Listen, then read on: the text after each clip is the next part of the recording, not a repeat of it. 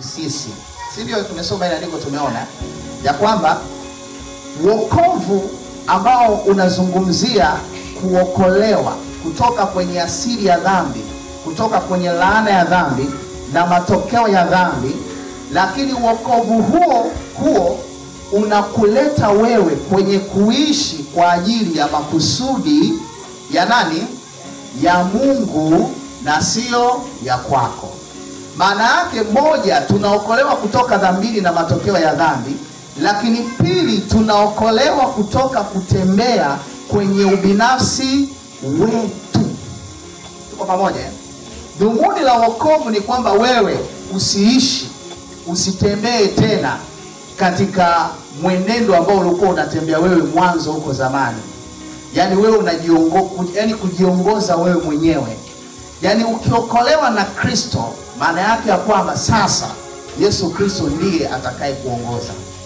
Wale ambao tulikuwa kwenye ibada ya jana pale Magoza, tuliweza kujifunza kuhusu swala la kuisikia sauti ya Mungu, si ndio?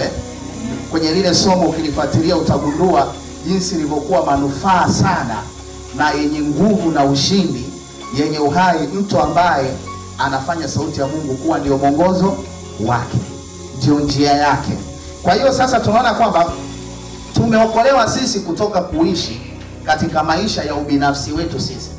Yaani ukishaokoka ukamfahamu Yesu Kristo kama Bwana na Mwokozi kwenye maisha yako, fahamu ya kwamba sasa wewe huna amri ya kujiongoza wewe mwenyewe tena. Anayekuongoza wewe ni Yesu Kristo. Yesu Kristo yeye ndiye ambaye anakutawala, kwa sababu kuna lile neno la ukiri unaosema ninamwamini Bwana Yesu kama Bwana na Mwokozi wa maisha. Angalia, imani yako kwa Kristo ni kama Bwana. Lile neno Bwana ni master, yani mfalme. Kwa maana hiyo ana amri ya kuongoza maisha yako. Ana amri ya kukuamuru kile unachopaswa kutenda na kile usichopaswa kufanyaje? Kutenda.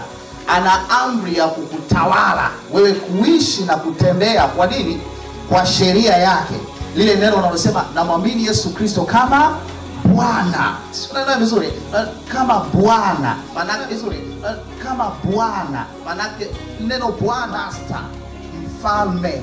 Tuko pamoja eh?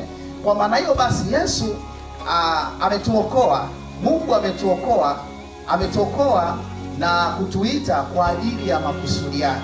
Sasa kuishi kwako sasa kunakuwa sio kuishi kwa ajili ya makusudio yako wewe, yaani kile ambacho wewe unachokitaka, bali kuishi kwako ni kwa ajili ya kile ambacho Yesu anakitaka. Tuko pamoja? Maisha ya wokovu yanazungumzia hivyo. Maisha ya kuokolewa ndani ya Kristo Yesu anazungumzia kwamba yani kile unachokifanya lazima mwisho wake uwe ni nini? Kuegemea au kutimilizikia katika kusudi ambalo Kristo amelikusudia kwako. Mtu yote akitaka kuishi maisha ya ushindi kwenye wokovu baada ya kumwamini Yesu Kristo, lazima ajue ya kwamba kuishi kwangu ni kwa ajili ya Kristo. Yaani mimi ninapoendelea kuishi wangu hapa duniani, ninaishi kwa sababu Kristo ametaka kuniishi, na hivyo niko kwa ajili ya makusudi yake na niko kwa ajili ya mapenzi yake yeye. Utaishi maisha ya ushindi sana. Hapo hakuna anayekuzuia. Baada hizo sikiwe. Ndio pale ambapo Paulo alisema kwamba kuishi kwangu ni nani? Kristo. Kufa kwangu ni nini? Ni faida. Kwa sababu gani? Na maana gani neno hilo? Mimi nikifa naenda mbinguni. Furaha yake Paulo ilikuwa aende wapi? Kwa hiyo kufa kwake ni faida. Lakini kama ataishi hapa, basi Yesu ametaka aishi hivyo, ataishi kwa makusudi ya nani?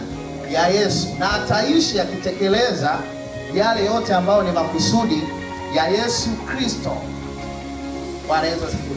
Sasa wokovu anaposema ametuokoa, si tu kutoka kwenye laana ya dhambi, bali ametuokoa sasa tusiwe kama watu tunaojiendesha wenyewe, au watu ambao tunaofanya mambo kwa kujiamulia wenyewe, bali tuwe watu ambao tunaendeshwa na Mungu, tunasimamiwa na Mungu, tunatawaliwa na Mungu, na kile tunachokitenda tunakitenda kwa sababu Mungu ametaka tufanyaje?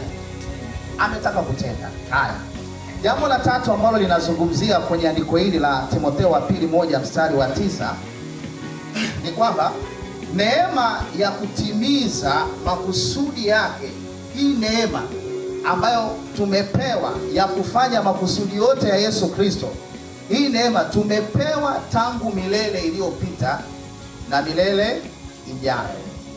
Yaani wewe kuokolewa kwako hakukuwa ni kama bahati, bali ulikuwa ni mpango wa Mungu kabisa. Yaani Mungu alipanga kabisa wewe utaokoka. Bwana Yesu asifiwe.